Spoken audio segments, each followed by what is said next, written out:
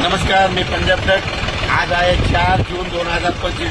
तुम्हाला म्हणलो की तुम्ही काय करा शेतकऱ्यांनो, 7 तारखेपर्यंत तुम्ही शेतं तयार करून घ्या.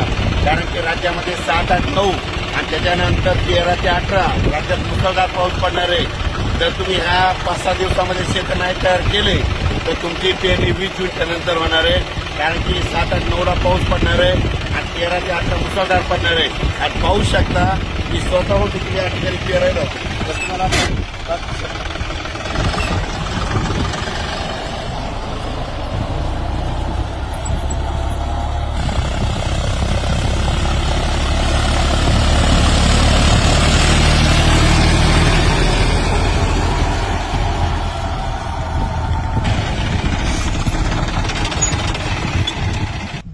आज आहे 4 जून 2025.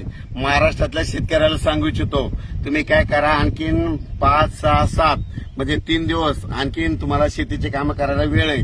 तुम्ही असं पाळी घालून घ्या. कारण की राज्यात 7 जून, 8 जून, 9, 10च्या दरम्यान एकदा थोडा पाऊस येणार आहे, भाग बदलत पडणार आहे. म्हणून हा अंदाज लक्षात घ्यायचा. जर काही शेतकऱ्याचे 10 जून पर्यंत शेत नाही तयार झाले तर तुम्ही काय करा, 10, 11 आणि 12 3 दिवस तुम्हाला म्हणजे चान्स आहे. 10, 11, 12 पर्यंत करून घ्या. कारण की राज्यामध्ये म्हणजे 13 जून ते 18 जून राज्यात मुसळधार पाऊस पडणार आहे. ठिकठिकाणी ओढे नाले वाहतील असा पाऊस पडणार आहे. म्हणून हा अंदाज सर्व शेतकऱ्यांनी लक्षात घ्यायचा. मुद्दा म्हणून खास करून स्वतः शेतामध्ये पेरणी करत आहे, म्हणजे उद्या पेरायचे म्हणून हे रोटायटर म्हणजे गवत झालं म्हणून करत आहे.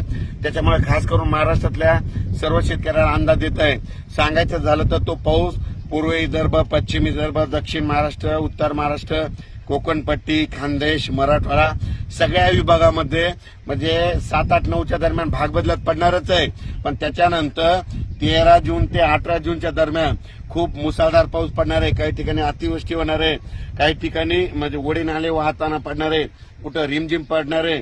मग एवढा जर पाऊस पडला तर तुमचे शेत दुरुस्त व्हायचे नाही.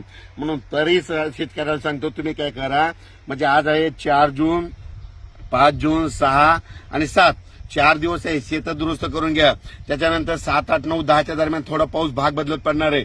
पण त्याच्यानंतर 11 जून, 12 जून 2 दिवस तुम्हाला काम करायला वेळ भेटणार आहे. तितक्यामध्ये तुम्ही सगळ्या शेतकऱ्यांनी कामं करून घ्या. कारण की राज्यात 7 जून, 8, 9ला पाऊस यायलाय. तुम्ही शेतीची मशागत करून घ्या. तो पाऊस सगळीकडेच पडणार आहे. परत एक सांगतो, या पावसामध्ये विजेचं प्रमाण जास्त असल्यामुळं आपल्या पाळीव प्राणी झाडाखाली बांधू नका. आपल्या सांगायचं झालं तर आपली स्वतःची काळजी घ्या. विजा कडकडत असताना झाडाखाली थांबू नका. आणि